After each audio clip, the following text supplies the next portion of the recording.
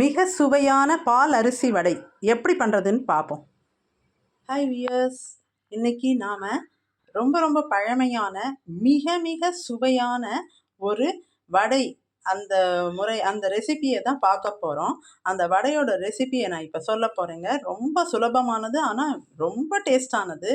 என்ன ஒரே ஒரு கவனமாக இருக்க வேண்டிய விஷயம்னா, யாருக்காவது கொடுத்தீங்க இல்லை நீங்கள் சாப்பிட்டீங்கன்னா சாப்பிட ஆரம்பித்தா நிறுத்த முடியாது.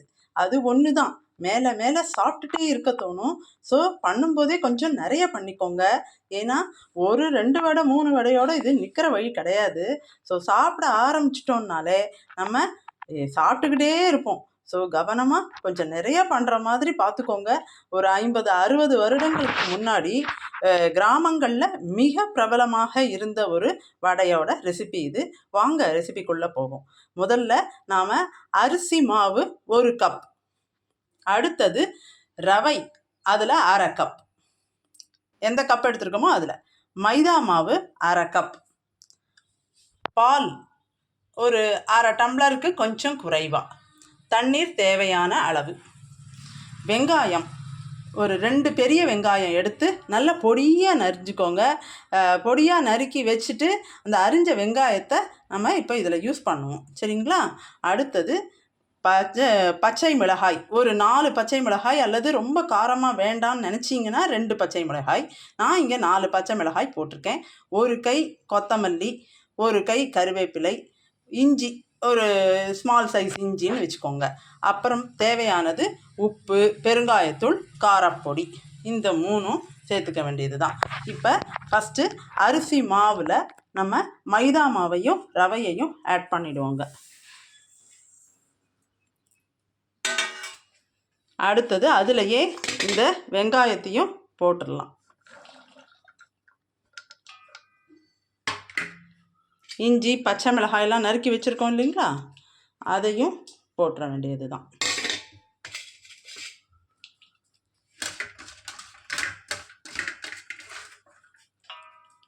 இப்போ இந்த பால் கொஞ்சம் சூடாக இருக்கும், வார்ம்த்து போதும். காய்ச்சின பாலில் ரொம்ப கொதிக்க எடுக்காதீங்க, வார்ம்த்தில் எடுத்துக்கோங்க. இதை நல்லா கலந்து அப்படி விட்டுக்கோங்க. தேவையான அப்புறம் இன்னும் கொஞ்சம் எடுத்து விட்டுக்கிறேன். கொஞ்சம் தண்ணி, கொஞ்சம், அப்புறம் ஒரு 1/2 ஸ்பூன், 4 பச்சை மிளகாய் போட்டிருக்கிறதுனால சில்லி பவுடர் கொஞ்சம் சுமார், பெருங்காயத்தூள், தேவையான அளவு உப்புங்க,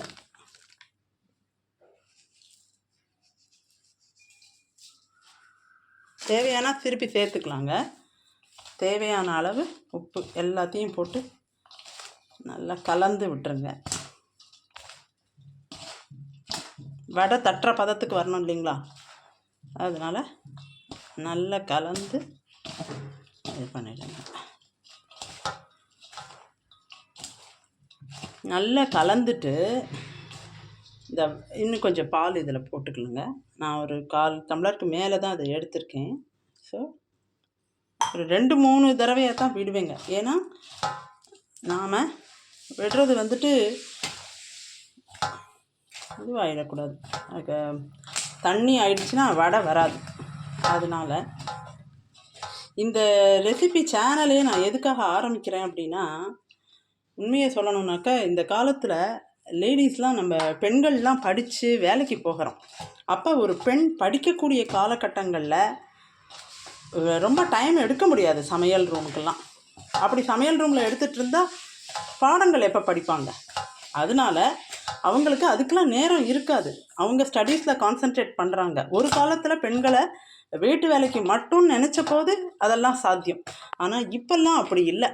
அவங்க மல்டி டேலண்டடாக இருக்க வேண்டியதாக இருக்குது. அப்போ சின்ன வயசில் அவங்க வேலையில் சமையல் சாப்பாடுன்னு ஆரம்பித்தாங்கன்னா அது அவங்கள படிக்க முடியாது. அவங்களுடைய எதிர்காலம் மிக சிறப்பாக அமையணும் அப்படிங்கிறதுக்காக பெற்ற தாய்மார்கள் அவங்கள ரொம்ப சமையலெல்லாம் ஈடுபடுத்த முடியாது.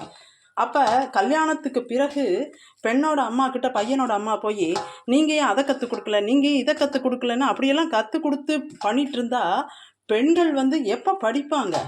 அதனால் சம்மந்தியை கோவிச்சுக்கிறத விட்டுட்டு மாமியாரே ஒரு தாயாக இருந்து இதெல்லாம் சொல்லி கொடுக்கறதுல தப்பே கிடையாது. அதனால மாமியார் அடுப்புங்கிற கல்யாணம் ஆன பிறகு அந்த பொண்ணு வேலைக்கு போக ஆரம்பிச்சிருப்பா. அப்போ இதெல்லாம் கான்சென்ட்ரேட் பண்ணி கணவனையும் தன் குடும்பத்தையும் பார்த்துக்க நல்ல டைம் இருக்கும். கணவனும் இந்த காலத்தில் தன்னுடைய ரெஸ்பான்சிபிலிட்டி புரிஞ்சுக்கிட்டு அவங்க பெண்களுக்கு கட்டாயம், என் பையனெல்லாம் அப்படித்தான் நான் சொல்லியிருக்கேன், என்னுடைய மருமகளுக்கு தேவையான அளவுக்கு உதவி பண்ணணும் அப்படிங்கிறது தான் நான் சொல்லியிருக்கேன். என் மருமகளுக்கும் இது கட்டாயம் ஹெல்ப்ஃபுல்லாக இருக்கும். என்னுடைய மருமகள் மட்டும் இல்லை, யாரெல்லாம் இந்த காலத்தில் வேலைக்கும் போய் குடும்பத்தையும் பராமரிக்கிற சமயத்தில் இதெல்லாம் அவங்களுக்கு சுலபமான முறை, ஆனால் டேஸ்டியான முறை. அதனால இதெல்லாம் அவங்களுக்கு யூஸ்ஃபுல்லாக இருக்கும். இப்போ இதை நல்லா கலந்து விட்டு வடை தட்டுற பதத்துக்கு கொண்டு வந்தாச்சுங்க.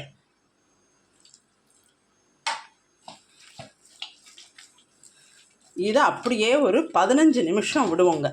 இது நல்லா ஊறணும். அந்த 15 நிமிஷத்தில் தான் அந்த ரவையெல்லாம் ஊறினா தான் நல்ல ஒரு சாஃப்டாகி அந்த சாஃப்டன்டு பார்ட்டில் தான் வடை நல்லா சூப்பராக வரும். சரிங்களா? அதனால் இப்போ நம்ம இதை 15 மினிட்ஸ் அப்படியே விட்டுருவோம். 15 மினிட்ஸுக்கு அப்புறமா நான் இந்த வடையை எண்ணெயில் போட்டு தட்டி உங்களுக்கு காமிக்க போகிறேன். 15 நிமிஷம் ஆயாச்சு. ஸோ நல்லா ஊறி இருக்குது. இப்போ நல்லா கையால் கலந்து விட்டுட்டு அதுக்கப்புறமா அதை வடை ஃபார்மில் தட்டி, இது இலை இல்லைன்னா அந்த பிளாஸ்டிக் கவர்ஸ் இருக்கும் இல்லைங்களா, அதுலேயே நீங்கள் வடையாக தட்டிட்டு இதை அப்படியே எண்ணெயில் போட்டுடலாம். நான் ஒரு 2 வடையை தட்டிட்டு, அது என்ன ஒரே ஒரு முக்கியமான விஷயம்னா, சூடான எண்ணெயை மிக மிக சிம்மாக வச்சுக்கோங்க. இந்த சிம்மில் இருந்தால் தான் இது நல்ல வேகும். இந்த வடையோட முக்கியமான எசென்ஷியல் திங் என்ன அப்படின்னாக்கா, இது நல்ல சிம்மிலேயே வேகணும். கிட்டத்தட்ட 10 நிமிஷம் வேகணும். ஸோ நல்ல ஒரு சைடு வெந்த பிறகு திருப்பி விட்டுக்கலாம். அதுக்கு முன்னாடி அவசரப்பட வேண்டாம். 2 பக்கமும் சேர்த்து 10 நிமிஷம் அடுப்பு சிம்மில் இருக்கணுங்க. நல்ல வேகணும். அப்போ தான் அந்த கிறிஸ்பினஸ் கிடைக்கும். ஸோ நான் ஒரு 2 வடை போட்டு எடுத்து வச்சுருக்கிறேன். ஸோ அதை பார்க்கலாம். இதை பார்த்தீங்களா? ஸோ இதுதான் இந்த பால் கலந்த அரிசி வடை, பால் அரிசி வடை.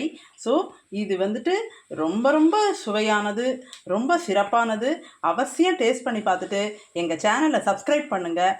இதை போல் பல பல நல்ல நல்ல ரெசிபீஸ்லாம் போட்டு அனைவருக்கும் மிக உபயோகமான முறையில் சமையலை செய்யக்கூடிய அளவுக்கு நாங்கள் உதவி செய்வோம். சரிங்களா? கட்டாயம் எங்களுடைய பார்த்துட்டு அவசியம் சப்ஸ்கிரைப் பண்ணி லைக் ஷேர் பண்ணுங்கள்.